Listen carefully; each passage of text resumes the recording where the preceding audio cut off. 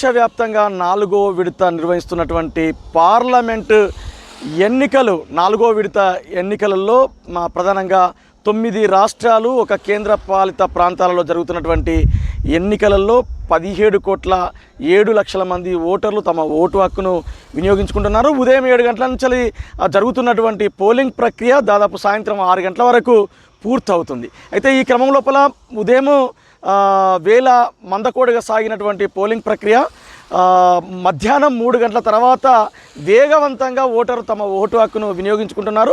మధ్యాహ్నం 1 గంట వరకు 40% జరిగినటువంటి ఓటింగ్ ప్రక్రియ దాదాపు 3 గంటల తర్వాత ఓటర్లు తమ ఓటు హక్కును వినియోగించుకుంటున్నారు. ప్రధానంగా గ్రామీణ ప్రాంతాలలో వ్యవసాయ కూలీలు చేసేటువంటి రైతులు, అదేవిధంగా మహిళా కూలీలు వీళ్ళంతా కూడా ఉదయమే పనులకి వెళ్ళి మధ్యాహ్నం తర్వాత ఓటు హక్కును వినియోగించుకుంటున్నారు. మనకు 9 రాష్ట్రాలు అదేవిధంగా ఒక కేంద్ర పాలిత ప్రాంతాల్లో జరిగేటువంటి ఈ ఎన్నికల్లో ప్రధానంగా తెలుగు రాష్ట్రాలలో ఆంధ్రప్రదేశ్, తెలంగాణ రాష్ట్రాల్లో ఆంధ్రప్రదేశ్ రాష్ట్రంలో 175 అసెంబ్లీ స్థానాలకు అదేవిధంగా 25 పార్లమెంటరీ స్థానాలకు ఎన్నికలు కొనసాగుతున్నాయి. తెలంగాణ రాష్ట్రంలో 17 పార్లమెంటరీ స్థానాలకు ఎన్నికలు కొనసాగుతున్నాయి. అయితే తెలంగాణలో ఆంధ్రప్రదేశ్ రాష్ట్రాలలో ఎన్నికలు ప్రశాంతంగా కొనసాగుతున్నప్పటికీ కొన్ని ప్రాంతాలలో కొంత ఘర్షణ వాతావరణం నెలకొంది. తెలంగాణ రాష్ట్రంలో కొన్ని చోట్ల మాత్రమే ఘర్షణ వాతావరణం ఉండగా ఆంధ్రప్రదేశ్ రాష్ట్రంలో పలు చోట్ల ఘర్షణ తీవ్రతరంగా ఉందని తెలుస్తుంది. అదేవిధంగా ఓటింగ్ లో ఎక్కువ మంది ఓటర్లు తమ ఓటు హక్కును వినియోగించుకుంటున్నారు. ప్రధానంగా నగరాల కంటే గ్రామీణ ప్రాంతాలలో ఓటర్లు తమ ఓటు హక్కును ఎక్కువగా వినియోగించుకునేటువంటి విధంగా అక్కడ ప్రజలు చైతన్యవంతమైందని చెప్పొచ్చు. తెలంగాణ రాష్ట్రంతో పాటు ఆంధ్రప్రదేశ్ రాష్ట్రంలో జరుగుతున్నటువంటి ఈ ఎన్నికలలో ఓటర్లు తమ చైతన్యాన్ని కనబరుస్తున్నారు. అంటే మనం తెలంగాణ రాష్ట్రంలో చూసినట్లయితే 3,30,21,735 మంది ఓటర్లు తమ ఓటు హక్కును వినియోగించుకునేటువంటి అవకాశాలని సాయంత్రం 6 గంటల వరకు ఓటింగ్ శాతం కూడా పెరిగేటువంటి అవకాశాలని, అంటే 3 గంటల నుంచి 6 గంటల వరకు జరిగేటువంటి ఈ ఓటింగ్ ప్రక్రియలో ఎక్కువ శాతం ఓటర్లు తమ ఓటు హక్కును వినియోగించుకునేటువంటి అవకాశాలని ఈ 3,30,07,35 మంది ఓటర్లలో 1,65,87,221 పురుషులు ఓటర్లు ఉండగా 1,64,31,777 మంది మహిళా ఓటర్లు ఉన్నారు. అదేవిధంగా 2,737 మంది ఇతరులు ఉన్నారు.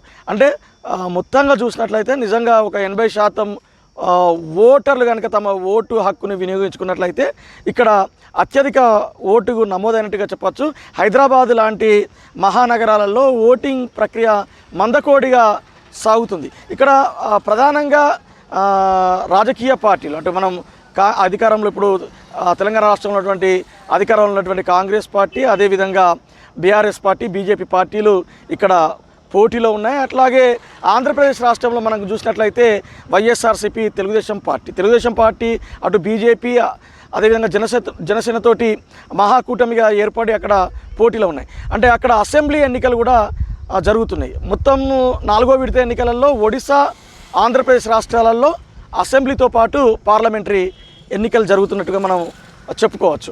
అంటే ఇప్పటి వరకు అంటే 3 గంటల తర్వాతనే పోలింగ్ ప్రక్రియ వేగవంతమైంది. ఓటర్లు తమ ఓటు హక్కును వినియోగించుకునేటువంటి ప్రయత్నం చేస్తారు. కొన్ని గ్రామీణ ప్రాంతాలలో ఉదయమే ఓటర్లు తమ ఓటు హక్కును వినియోగించుకున్నారు. దాదాపు 12 గంటల లోపే 50% పైగా ఓటర్లు తమ ఓటు హక్కు వినియోగించుకున్నటువంటి పరిస్థితులు ఉన్నాయి.